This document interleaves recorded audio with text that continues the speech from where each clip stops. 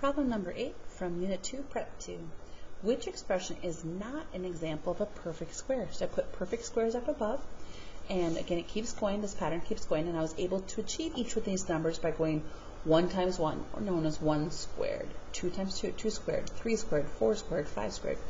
I would definitely suggest you write down perfect squares to be something very simple in your notes to refer to when you're taking the timed quiz tomorrow. Let's go one by one. Is this an example of a perfect square? Well, I don't see 5 up there, and I don't see 125. But remember, we always start by asking ourselves, is there a number we can factor out? And I know I can factor out a 5, because I know that if I take 125 and divide it by 5, I end up with 25. So 5 times 1 is 5, attached to the x squared, and 5 times 25 is 125 with a negative. Now, 1 breaks into, this is 1 and 1, x and x, 5 and 5, and again we have to have subtraction for factoring perfect squares. So yes, this is an example. It says what is not, that's why I crossed it out. Okay, go down to the next one. So start with 16. I can take an 81 and divide it by 16, and I see that I do not get a nice answer. Now for 16, the next factor of 16 is 8. Divide by 8, still not nice. The next factor of 16 is 4. Divide by 4, still not good, and divide by 2. This tells us that because I'm not getting a nice whole answer, that I can't factor out a numerical value. So, but we know that 16 breaks into, I'll do it right above here, but this breaks into 4 and 4. This breaks into 9 and 9, and then I divide each one of these, so it looks like this. I have 4x squared in front. I have a 9, and divide that exponent by 2. This would have to be even. 9y cubed, 1's positive, and 1 is negative. By the way, is this completely factored? And the answer is yes. We don't even have to worry about looking at the parentheses or factors with a plus sign when we're talking about perfect squares. So I go to subtraction. This breaks into 2 and 2, okay? This breaks into x and x. This breaks into 3 and 3. I have subtraction, but here's the deal.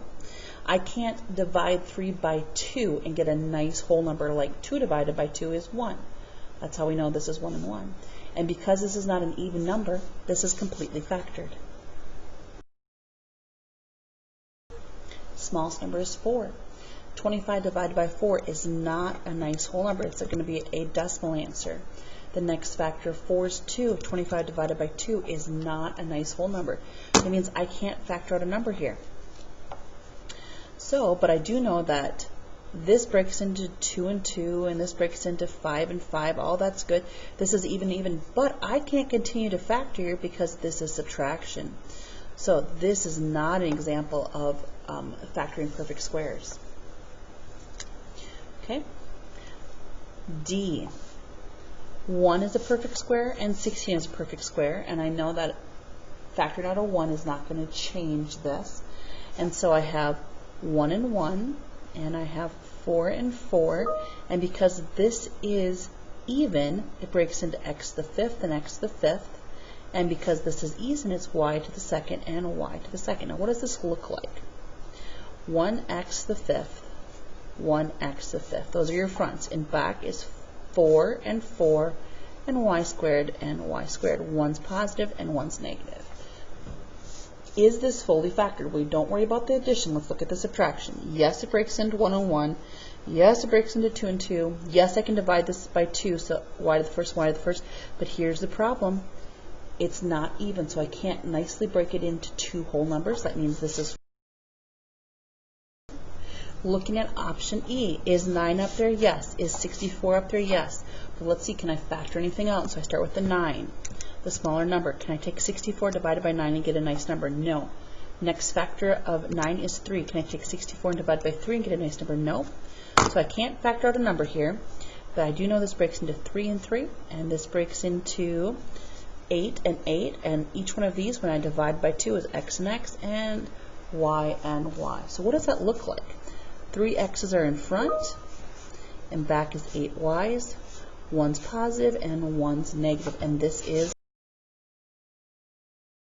Last problem here for number 8 is 121 up there? Yes. And is 144 up there? It sure is. Okay, but we have to ask ourselves, can I factor out here? So 121, 121 is one of those numbers that there's not a lot of factors of it. 11 is, because we know 11 times 11. So if I take 144 and divide by 11, I see that I don't get a nice number. This is going to break into 11 and 11 and 12 and 12, and because they're both even, it breaks into 11, 11, 12, 12. Divided by 2 is x squared. Divided by 2 is y to the first. One's positive, one's negative. How do we know if I could go further? We'll go to the subtraction one, and I don't know two numbers that I can multiply by itself, two nice whole numbers that I can multiply by itself and get 11. So I don't even need to check anything else. This is fully factored.